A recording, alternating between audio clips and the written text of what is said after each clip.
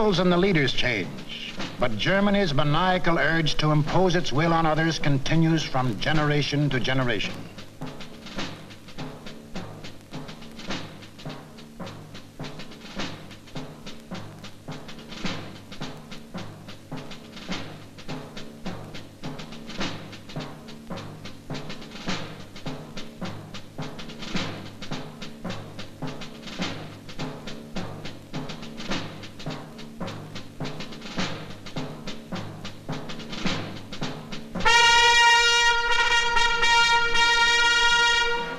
In the last 75 years, this madness has cost the world more than 20 million killed, more than 60 million wounded, more than 200 million made homeless. This does not include the untold millions that died of disease resulting from war, or the billions upon billions of dollars worth of property destroyed.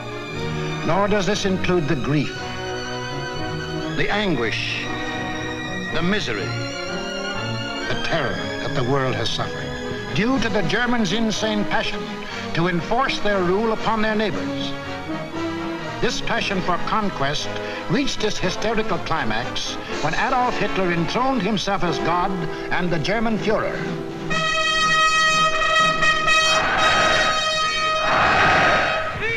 What fantastic dreams was this humorless man dreaming as he stood at Nuremberg and looked down on his fanatic followers? In the Middle Ages, a plague of slavery descended on the world. Out of the wilds of Mongolia came a mighty army of fierce horsemen, led by Genghis Khan. Burning, looting, pillaging, the barbarian horde swept across Asia and Eastern Europe. Genghis Khan conquered most of the world of the 13th century. Adolf Hitler was determined to outdo him and conquer all of the world of the 20th. Set up at Munich was an institute devoted to the little-known science of geopolitics, vaguely defined as the military control of space. Germany's leading geopolitician, a former general, Karl Haushofer, was head man. Here was gathered together more information about your hometown than you yourself know. To the German geopolitician, the world is not made up of men and women and children who live and love and dream of better things. It is made up of only two elements, labor and raw materials. The geopolitician's job was to transform Hitler's ambition to control these elements into cold, hard reality. On their map, our planet is neatly divided into land and water. Water forms 3/4 of the Earth's surface, land only 1/4. And in that 1/4 of the Earth's surface lies the world's wealth, all its natural resources.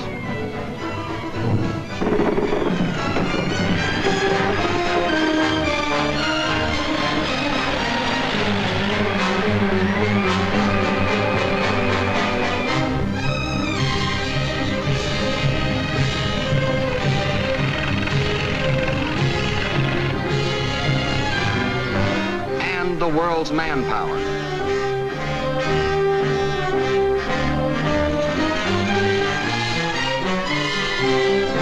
Control the land and you control the world. That was Hitler's theory.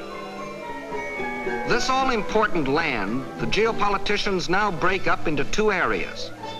One, the Western Hemisphere, which, together with Australia and all the islands of the world, including Japan, comprises 1/3 of the land area. The other area, which consists of Europe, Asia, and Africa, makes up the other 2/3. This supercontinent, which they call the World Island, is not only twice as large as the rest of the land area, but also includes 7/8 of the world's population. The heart of this world island comprises Eastern Europe and most of Asia. This they call the Heartland, which just about coincides with the old empire of Genghis Khan. Hitler's step-by-step plan for world conquest can be summarized this way. Conquer Eastern Europe. and you dominate the heartland. Conquer the heartland, and you dominate the world island. Conquer the world island, and you dominate the world. That was the dream in Hitler's mind as he stood at Nuremberg. Hitler, Sieg Heil! Sieg Heil! Sieg Heil! With pagan pageantry, the district leaders from all over Germany swore personal allegiance to him, hypnotized with the belief that they were members of a master race. This film will deal with Act One of the Nazi bid for world power, the most fantastic play in all recorded history. Hitler had seen Hirohito grab off Manchuria and other territory from the Chinese. He had watched Mussolini get away with the rape of Ethiopia. He had seen the democratic world look the other way while these illegal aggressions were going on. And he smiled. For collective action to enforce peace, the only weapon he had to fear, had broken down. It was time now for the Nazis to start crossing borders.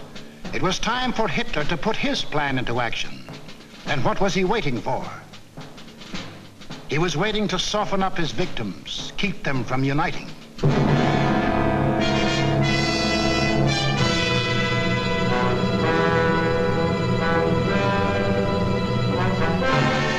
For the softening up process, he sent his agents all over the world disguised as tourists, students, and commercial travelers. Payoff men like Ribbentrop came too, to bribe, threaten, and form local fascist parties such as de Grelle and his Rexist party in Belgium, such as Larocque and his Cross of Fire party in France, Henlein in Czechoslovakia, Seyss-Inquart and his National Socialists in Austria. In Britain, Sir Oswald Mosley offered himself to the people as a Hitler with an Oxford accent. In other words, I'm told that Hitler is mad. Well, I've got another view myself.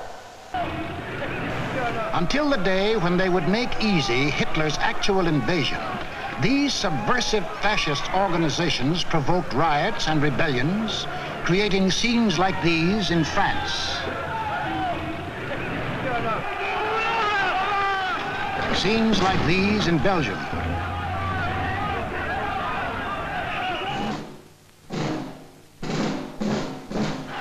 And where do you think this is? Right in Madison Square Garden, USA. And this is Fritz Kuhn, leader of the German-American Bund, hiding behind the American flag, but taking his orders from Berlin and copying the methods of Berlin. That was the softening up process outside Germany. But inside Germany, it was a different story. Here, in utmost secrecy, the hardening up process, building up Hitler's army and his industry. Tell the world we have no raw materials and never let them see what goes on. Day after day, night after night, month after month, year after year, we must have the world's most powerful club. Forget ours, forget working conditions, forget how to think. Forge the club of blood and iron. Let the democracies talk about freedom. No freedom here, no labor unions, no overtime. The Führer tells you where to work, when to work, how long to work, how much your work is worth. Forge the club of blood and iron. We have a sacred mission. Today we rule Germany. Tomorrow, the world.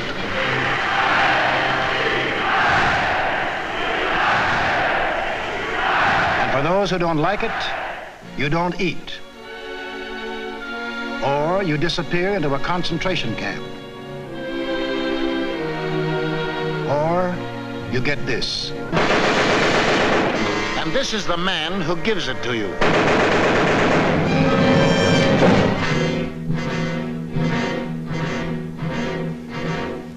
what of the army? Before Hitler came into power, the German army by treaty was limited to 100,000 men.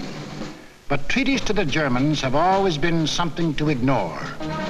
These 100,000 men were, in reality, 100,000 highly trained officers, the men who lead the Nazi regiments today. But Hitler didn't merely ignore the treaty. He tore it up, and in 1935 ordered national conscription.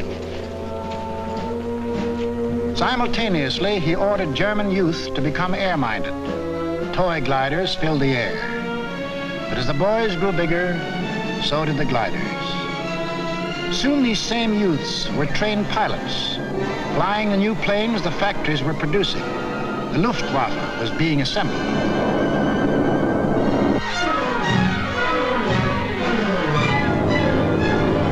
The only thing old about this new army was the goose step.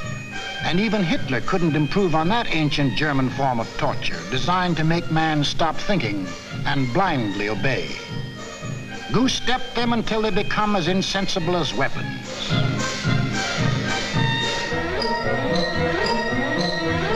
Everything else was new. Tanks, motorized equipment, and one of our own inventions, the dive bomber. All this rearmament was strictly illegal, according to the Versailles Treaty. And the next illegal step Hitler took was to march his troops into the Rhineland, a strip of land between Germany and France, demilitarized after the last war as a precaution against future German aggression. But Hitler's plan of eastern conquest demanded a barrier against democratic action in the West. So Hitler remilitarized the Rhineland and began building the formidable Siegfried Line, a chain of forts and defenses 450 miles long and in some places 30 miles wide. Germany had fought one two-front war and didn't want another.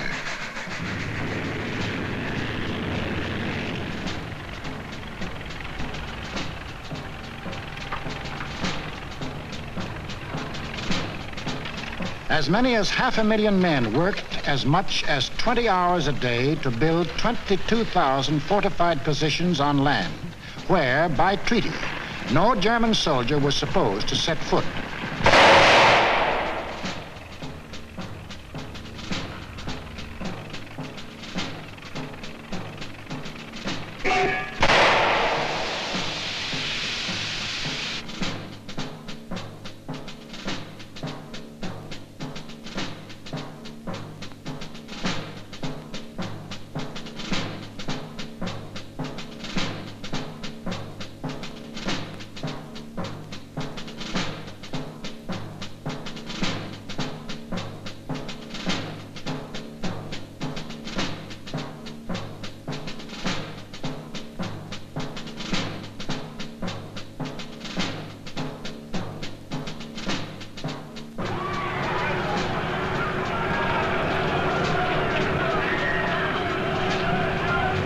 Hitler had his Siegfried Line. He had his equipment. He had his army. Now to unveil the German might and terrorize his intended victims into submission. General staffs all over the world anxiously awaited the report of their military attachés. A would-be peaceful world learned that a vast military power had materialized out of nowhere. A power controlled by one man who tore up treaties as we tear up ticker tape.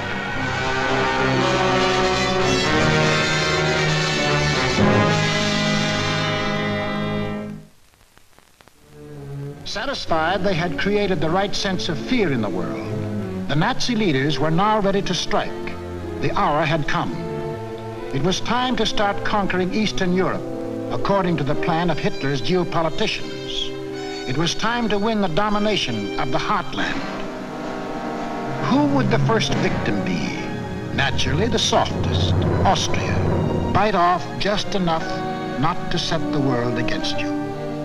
On March the 12th, 1938, without warning, the German armies marched over the Austrian border.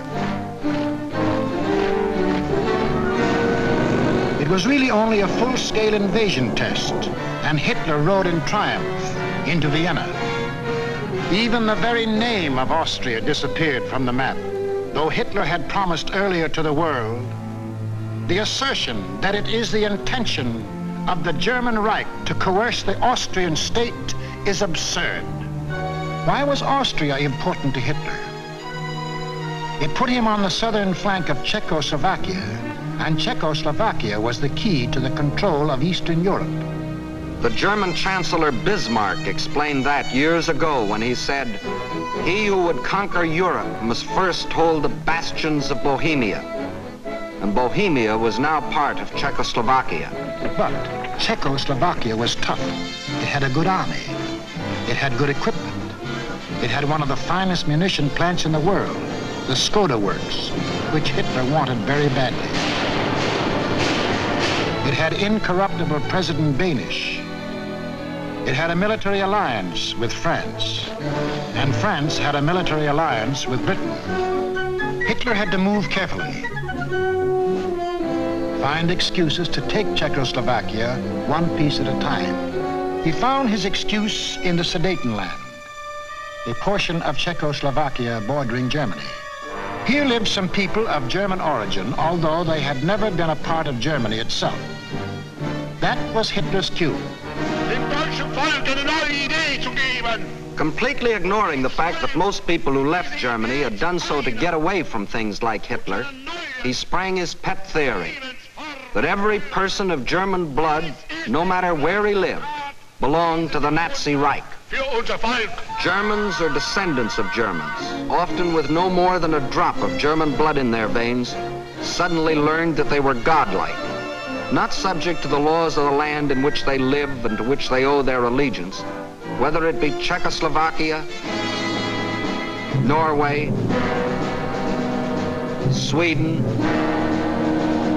China, the United States, or Timbuktu. According to the Nazis, the German was a special creature who remained forever German, to the 6th and 7th generation, and must take his orders from Berlin. Some people we know of German descent think this is a lot of hogwash.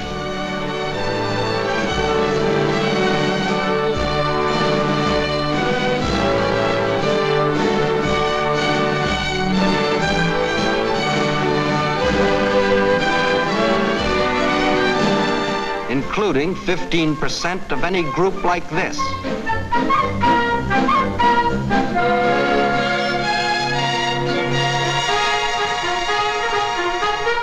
But in the Sudetenland, he found some stooges who fell for this bunk. Konrad Henlein was their Bush League Führer. The people of the Sudetenland were told they should be liberated.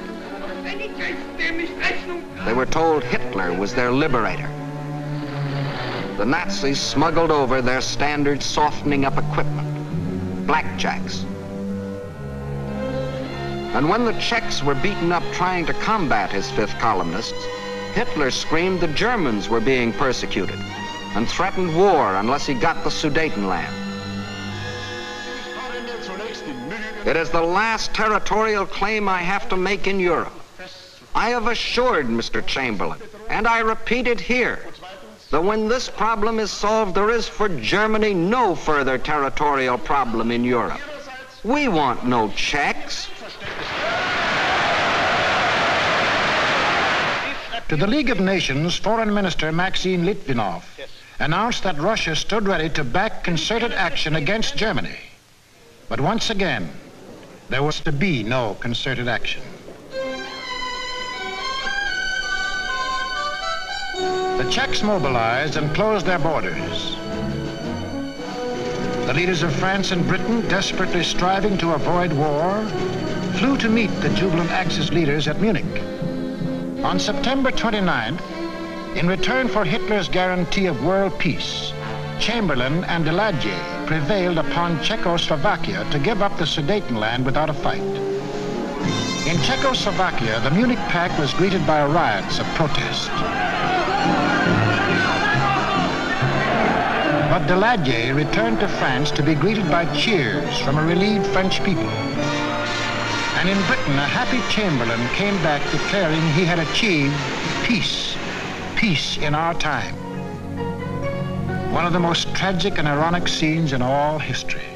This morning, I had another talk with the German Chancellor, Herr Hitler. And here is the paper which bears his name upon it as well as mine. We regard the agreement signed last night and the Anglo-German naval agreement as symbolic of the desire of our two peoples never to go to war with one another again.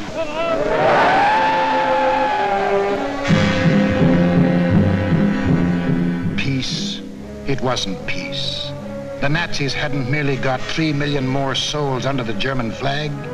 By taking the Sudetenland, they had made Czechoslovakia defenseless. For in this territory lay the natural defenses, the mountain ranges, and a defensive line of forts, considered even stronger than the Maginot Line.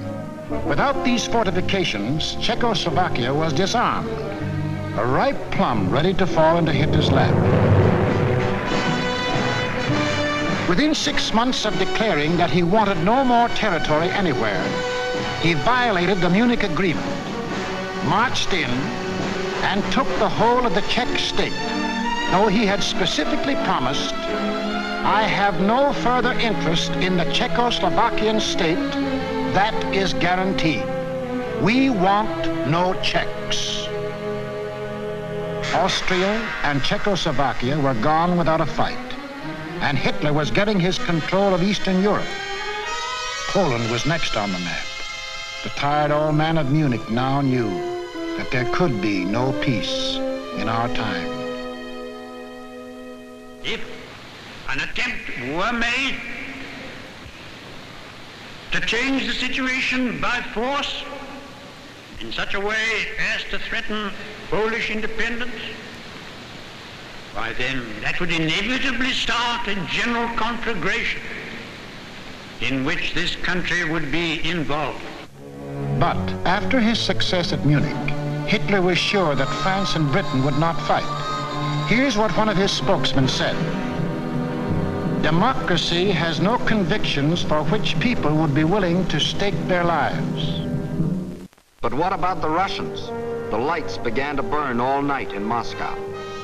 British and French military missions arrived to confer with the Soviet government. So did German representatives. And on August 21st, 1939, the world was set on its heels by the announcement of a treaty between the Russians and the Germans in which they agreed not to fight each other. Here were the admitted arch-enemies in a state of apparent friendship. It was too fantastic to make any sense. It didn't. The Germans hoped they could lull Russia into a false sense of security, and the Russians needed time to prepare for the fight they knew was coming. They'd read Hitler's book, Mein Kampf, too, and knew he had his eyes on the rich Russian land.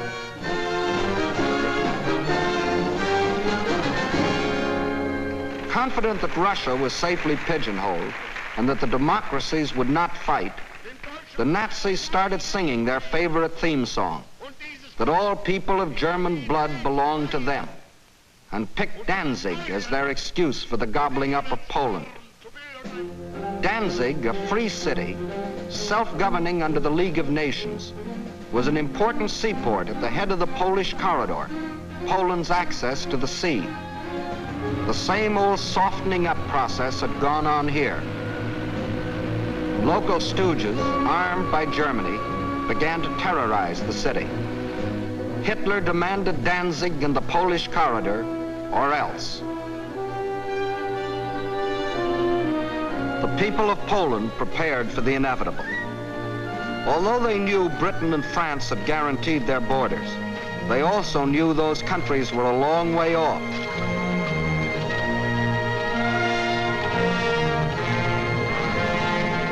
Germany's theft of Czechoslovakia had made Poland's strategic position even worse. Except for the Carpathian Mountains, Poland is relatively flat and low-lying. The Vistula is the Mississippi of Poland. It is broad, muddy, and unfordable for most of its length. Its tributaries are formidable streams during certain seasons.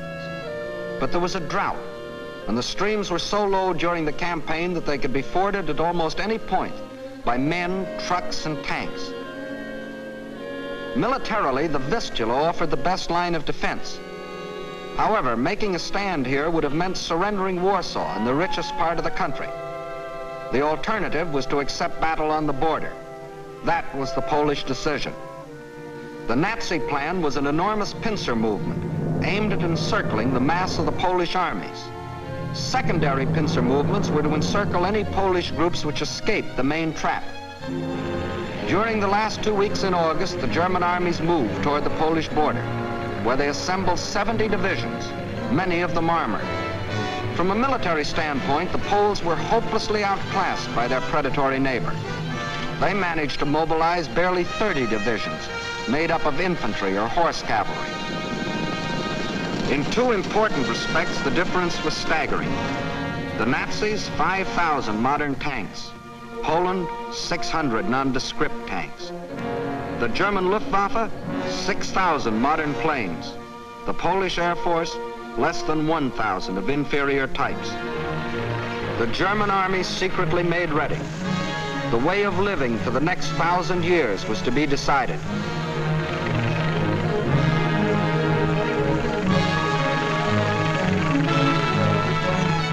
The fire that had begun in Manchuria and spread through China and Ethiopia and Spain would now blaze around the world.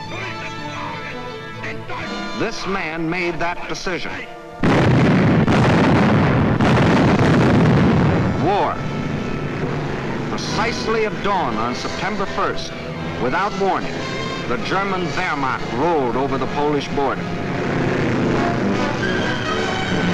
Before the invasion was 30 minutes old, the planes of the Luftwaffe were over Poland, wiping out the Polish Air Force, most of it caught flat-footed on the ground.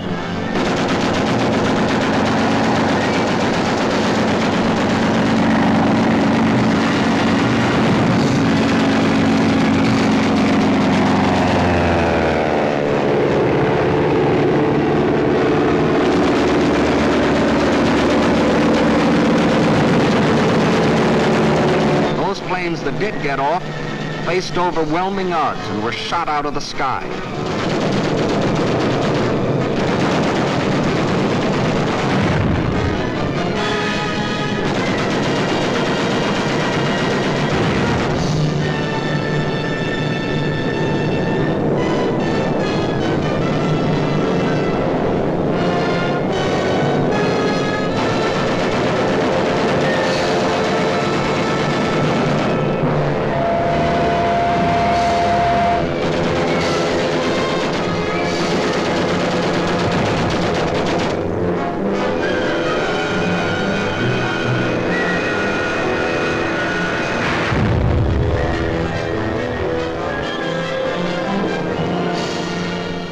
Flying Nazi squadrons ranged deep into Poland, destroying communications, radio stations, power plants, highways, bridges, railroads.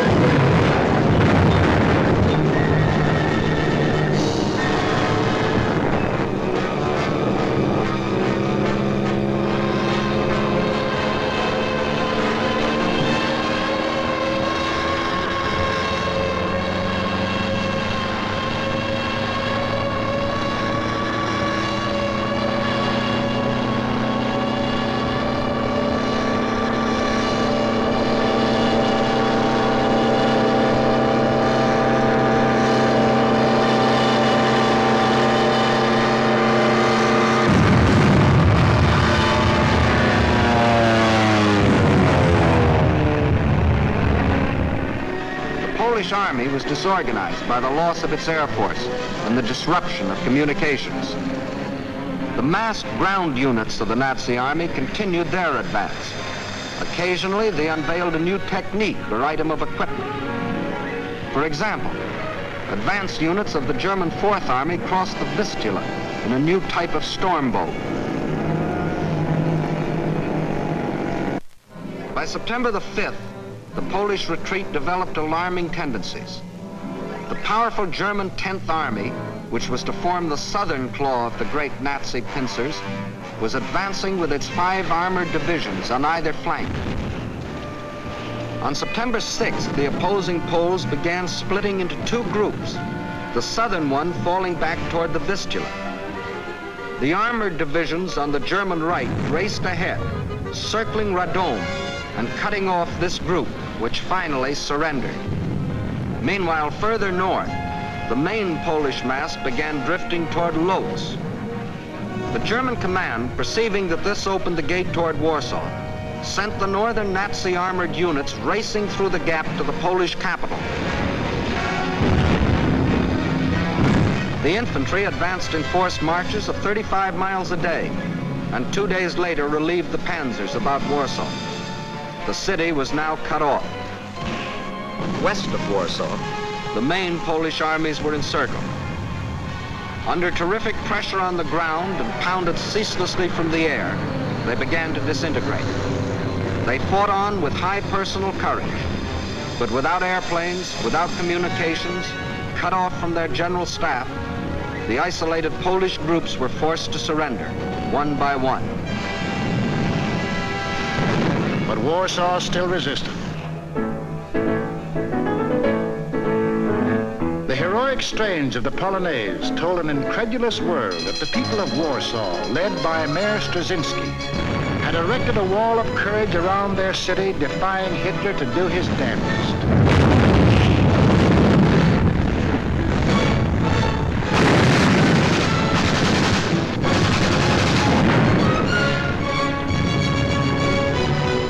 Stopped cold by the city's desperate resistance, the Nazis were forced to send for heavier artillery. The only source of such artillery was Germany's Western Front. With great secrecy, the giant 240mm howitzers were towed at high speed across the highways which Hitler had built for just such purposes and set in position around Warsaw. The huge guns subjected the city to a bombardment of incredible fury, their fire concentrated on the densely populated residential areas.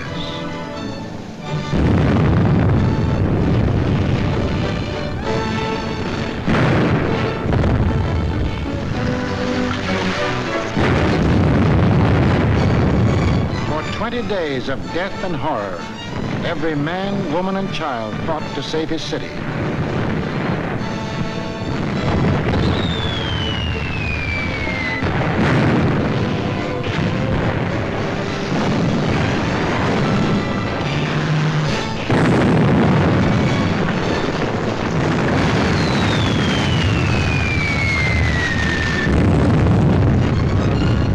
But without food or water, human endurance failed. On September the 27th, the strains of the Polonaise died on the Warsaw radio, and the Polish capital was forced to capitulate.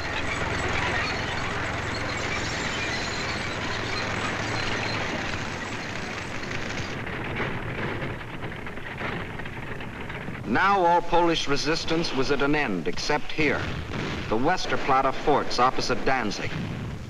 This small island of stubborn defiance had stood up under the fire of German warships from the first day. Its guns silenced, its forts shattered, it still refused to surrender, even under point-blank fire at 800 yards range.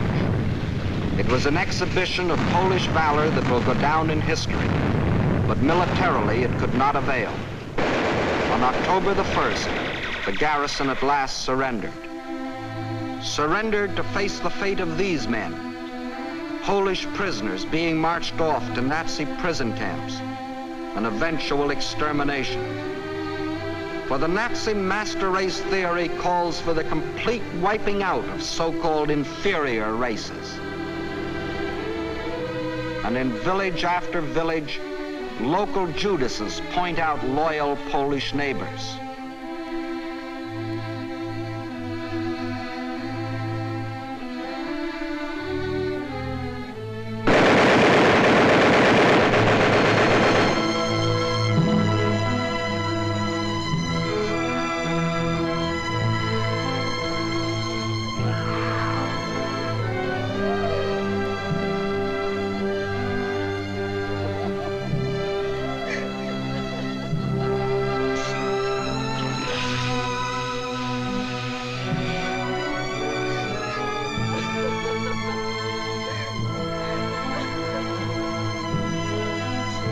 These things the Poles can never forget, including another one of Hitler's famous promises. Germany has concluded a non-aggression pact with Poland. We shall adhere to it unconditionally. The world now knew that a non-aggression pact with Hitler was the kiss of death.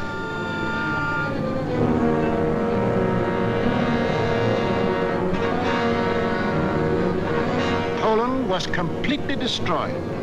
Completely? Not quite. During the last days of the campaign, the Russian army entered eastern Poland and took up positions along the Bug River. The two strongest armies in Europe faced each other. Hitler could decide now whether to keep on heading east or call it quits. He called it quits. Why did Hitler quit here? He had to. To continue a drive to the east would leave Germany facing the threat he had always sworn to avoid, a two-front war. How he met that threat you will see in the next film. What Hitler thought impossible was anything but. The day after Hitler crossed the Polish border, France called up her reservists. Within 24 hours, British planes had bombed German warships in the Kiel Canal.